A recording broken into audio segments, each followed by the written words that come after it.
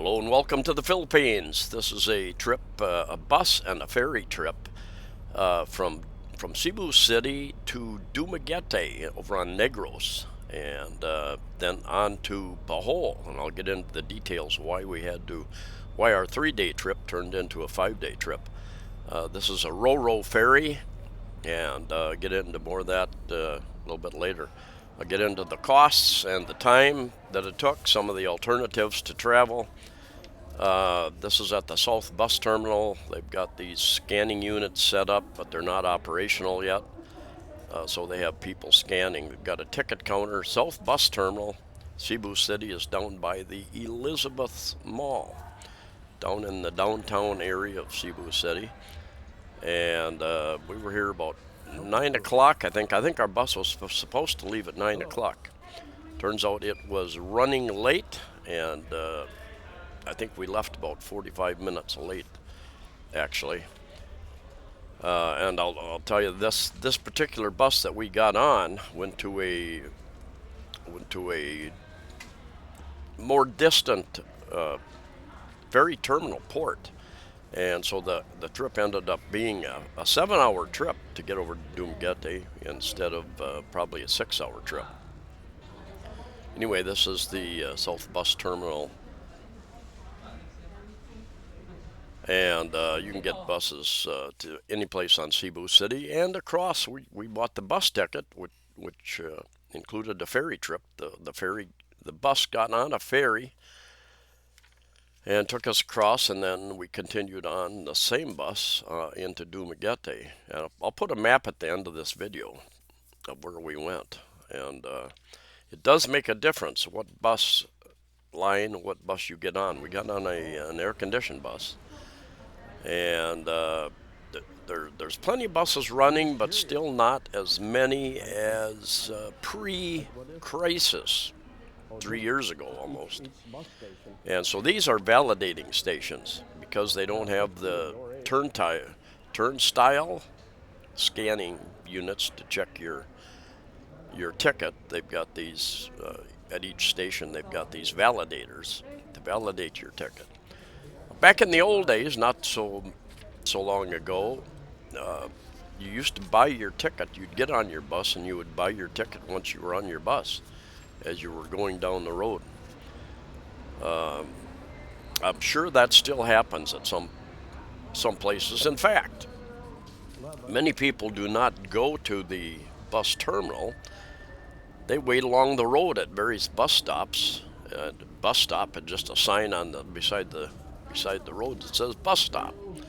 Or other places, if you're on the side of the road and you flag a bus down, if he's got room, he will probably stop. Anyway, the reason for this trip was my girlfriend has been trying to get a passport. The Department of Foreign Affairs here in Cebu City is always full. You can only make appointments up to, I think, 2 or 3, maybe 2 months in advance, and they're always full every time you go online, full, booked out. And so I know a number of people, they either go to Dumaguete or go to Bacolod from Cebu and go to the Department of Foreign Affairs there to sign up for their passport. And so my girlfriend, in fact, she had to make an appointment about 2 months out, 2 months back for that. And here's one of the buses, the non-air conditioned buses. There are a number of bus lines that come in and depart from here.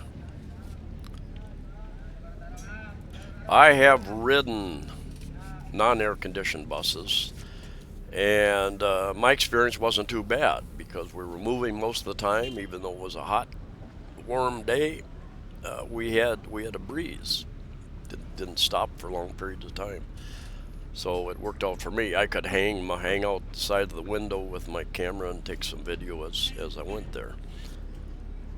And then if you need a taxi, many times there's a line of taxis here. But I've been in here where you had to wait for a taxi to come in also. Maybe the buses had come, everybody had used the taxis that were going to use taxis.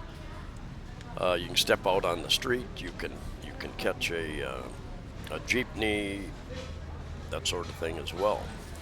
Anyway, our taxi to the bus terminal cost I think about 80 pesos, and then our bus ticket was 329 pesos each, so 618 pesos. And a non-air conditioned bus is usually a little bit less than that. So 300, about less than, well, about $6 for the ticket for a what amounted to I think a 5-hour trip. And then once we were on the bus, they asked for another 43 pesos, and I did not understand what that was for. If that was a terminal fee, perhaps. Uh, but we went to instead of going to Liloan Port down around Santander on the very south end of Cebu. We went down around the corner and went back north. And another American I was talking to, he said this port adds 1 hour to the trip, and they must have some kind of incentive to go to that port. Cirrus buses, and that's a roll on, roll off. They take passengers and as well as trucks, buses, whatever else you can roll on there, autos, motorbikes. The ferry was a little less than an hour going across, and it cost us 120 pesos each, so 240 pesos. 120, a little over $2 to go across. Not bad. We had another issue when she tried to. She had all of her documents, her birth certificate, all sorts of documents she had gotten all ready, brought down, and turns out that her birth certificate was difficult to read, was filled out. She was born at home, like many people are here. Dumaguete over there. The biggest problem being the birth certificate says her name is Arline with an I instead of Arlene with an E. So obviously that is a major problem. So she went to her, with all of her documents, she went to the Department of Foreign Affairs in Dumaguete for her appointment. And even there, they made her go back and get some extra, better copies of things. So we went and spent some time doing that, not uncommon. And then they rejected her passport application. They said, well, you need to clear this up. You need to do this. So she was born over on Bohol. So after 2 days in Dumaguete, we took a trip to Bohol, up to her birthplace, and that's a whole nother story. Anyway, I don't know what my camera. Every once it's rare it does this. It turns on. I forget what they call it, turbo speed. Anyway, there's the ferry we were on with the seating arrangement, and here we're coming into the Maya port. It's on the map. It says it's Maya shipping port in Tampi. It's about 35 kilometers north of Dumaguete, which makes and then the bus trip, which helps make the trip longer than it has to be, but that's what it is.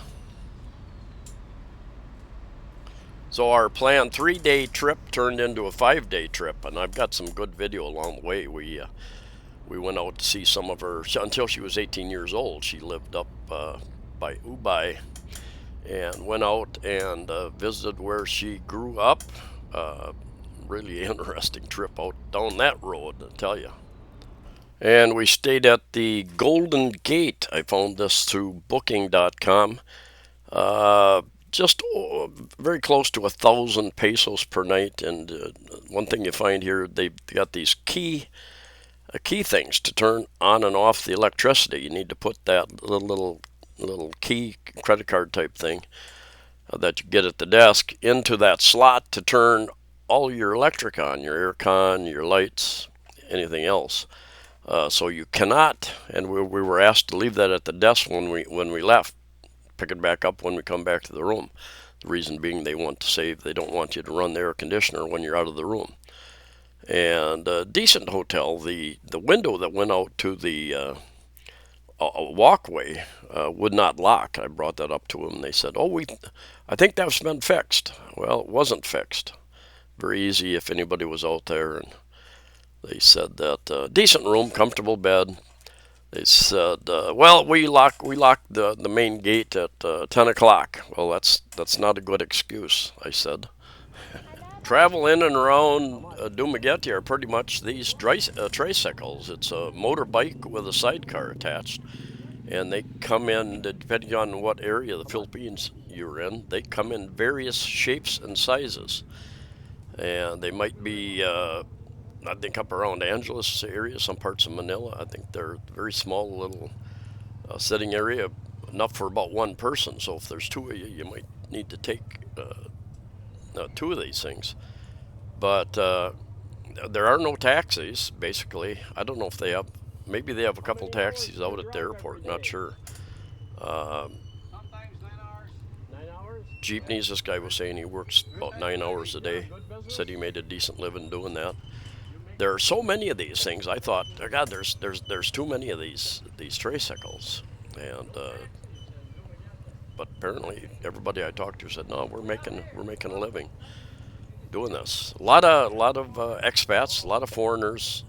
Uh, I think Dumaguete's been rated as one of the top cities to retire in, so there are a lot of people there, and a couple malls, medical facilities.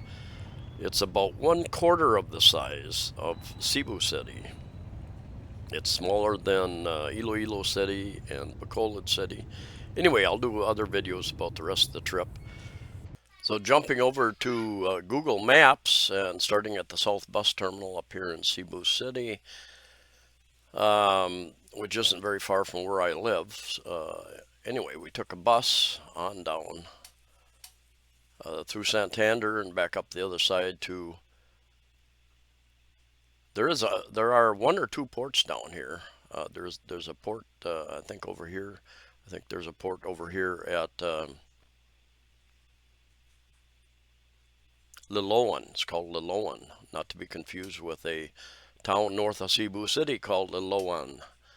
And anyway, the extra distance that we went, instead of coming here over to Cebuan, we went further up here to this port and then across here. So we had this extra distance to travel. So that added about an hour to the trip. Anyway, took the ferry from here over to Tampi on Negros, and then got back on the bus and on down into Dumaguete. Now another option would be to fly, and what I found is that the flight. Well, there's two other options: a flight and ferry the whole way. Ferries do not run every day, and they did not run on the day that particular day that I wanted to go, so that was out. Flights were, I think, about 3,300 pesos each. Um, that was an option. Even coming back, I was going to get a flight back from Dumaguete back to the south, back to Mactan. And the daytime flight, I think, left about 3 in the afternoon, and that was, there again, 33, 34, 35, or more. Maybe it was more than that. And then there was a night flight, about 8 p.m., I think, that was a little less than 2,000 pesos. So you could save a little bit if it was worth you flying at night. So yeah, and then their night Coqueleon has a night ferry out of here uh, about midnight, and it's about a 6 hour ferry ride over here, and then you get here about 6 in the morning. And they used to have one years ago, I think on Sunday, that would leave at noon, and I had taken that one noon, and there again 5.5 hours down here. There's another fast ferry that you can get on, Ocean Jet, I think, one of those fast ferries. And it has a stop over here on Tagbilaran, stops there, and then you change ships, and then back to Dumaguete. And there again, that was quite expensive. That was going to cost me for two of us pretty close to 2,000 pesos a piece, and about the same time, about 6 hours. But my opinion, ferry is much more comfortable generally if the seas are not too bad. And we did take this trip over here. Very rough seas, a couple days in Dumaguete, and then we took a ferry over here to Tagbilaran and a bus up here to Ubay. Very, very rough seas. I enjoy rough seas myself, but my girlfriend was kind of freaking out. I thought she was going to get sick. Anyway, that's it for this video. Lots of videos coming in the coming days. I think that you'll find them interesting. Stay safe, stay healthy, and I'll see you next time.